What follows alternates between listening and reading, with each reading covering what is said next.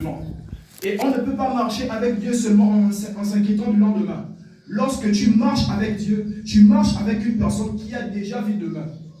Et lui qui sait de quoi tu as besoin, connaîtra également aussi tes besoins de demain. C'est pourquoi lorsque on vit avec Dieu, raison pour laquelle il dit « je suis », c'est « je suis » là que tu prends et que tu emmagasines en toi et que tu vis maintenant cette vie. Lorsque tu vis cette vie avec Christ, lorsque tu vis cette vie avec Dieu, lorsque tu conçois cette entité à l'intérieur de toi, tu te rendras compte qu'il y a plusieurs choses dont tu avais l'habitude de faire, plusieurs illustrations qu'on peut encore prendre dans la vie, que tu verras que ces choses vont commencer à baisser en intensité. Il faudra également que lorsque tu prends plaisir maintenant à sortir, comme on pouvait le dire tout à l'heure, celles qui sont passées avant moi, que l'image que tu peux refléter de toi, l'image que tu peux aussi montrer de toi au monde extérieur, peut impérativement aussi des fois définir qui tu es. Vous savez, lorsque on s'est déjà engagé dans la maison de Dieu, lorsqu'on s'est déjà engagé dans la mission de Dieu, faire marche arrière est une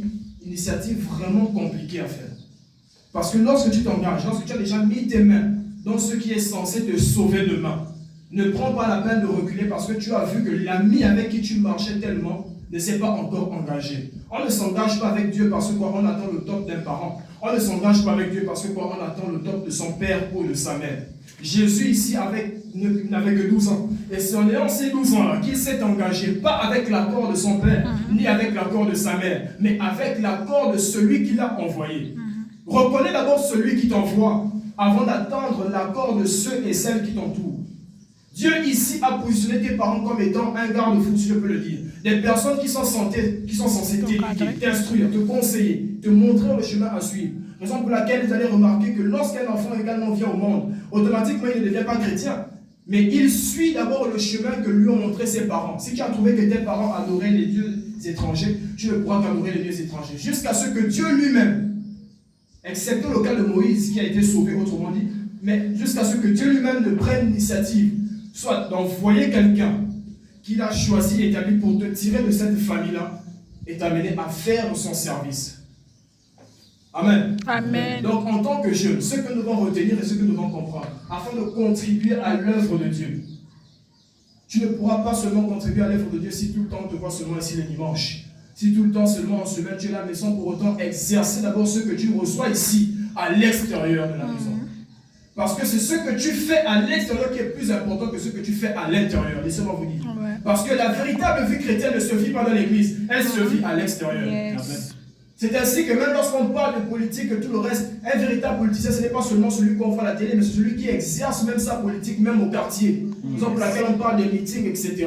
C'est quelqu'un qui a été choisi, qui a été appelé pour devenir président ou ministre. Cela ne se fait pas voir par son apparence extérieure, mais cela est conçu à l'intérieur de lui. Comment concevoir que des enfants qui ont l'âge de 8 ans, des enfants qui ont l'âge de 5 ans, arrivent à réunir des personnes plus âgées que pourquoi? Parce qu'en eux se retrouve un esprit qui est plus grand que l'apparence extérieure.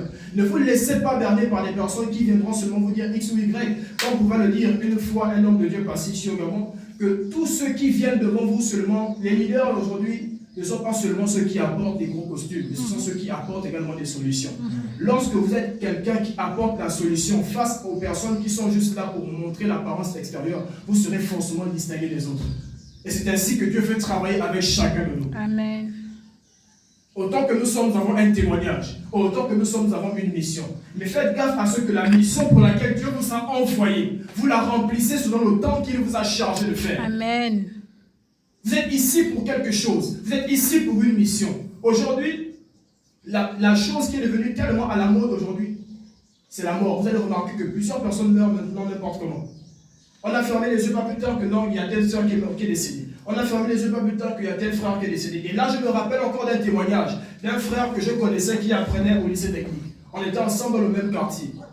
Et ce jour-là, il rentrait des cours vers 17h du soir. Et en arrivant chez lui, il a croisé une troupe d'intercesseurs. C'était des jeunes avec des guitares et tout le reste qui se baladent dans les quartiers pour évangéliser.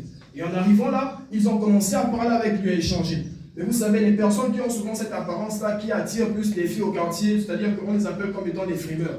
Donc il arrive là, des gens qu'il ne peut pas accepter que ses collègues ou encore ses amis, qui avaient une autre image de lui, peut-être à l'école, le voyait là être en train d'être enseigné par d'autres jeunes en parlant de Jésus. Et là, sous le coup, il a dit, bon, ce sont des choses vraiment qui ne m'intéressent pas en temps normal. Et il est parti, il a pris ses 2 pieds, il est rentré chez lui. Juste avec une petite douleur au niveau de sa tête. Et lorsqu'il est rentré, ne sachant pas que lorsqu'il devait partir dormir là, il devait fermer les yeux pour toujours. Des fois, tu vois une personne qui se présente à toi, qui vient te parler de Jésus, tu dis, oh non, lui là, je le connais, je connais sa vie. Mais tu ne sais pas des fois quel est l'esprit qui l'anime à venir te parler ainsi. Mais nous avons tendance à négliger certaines personnes parce qu'on s'est trop attaché à leur passé, sans pour autant s'attacher d'abord à l'esprit que Dieu a mis à l'intérieur de l'enfant. Tu ne peux pas seulement dire que non, j'accepte de recevoir l'évangile de la personne que je connais, qu'elle n'a jamais fait quelque chose.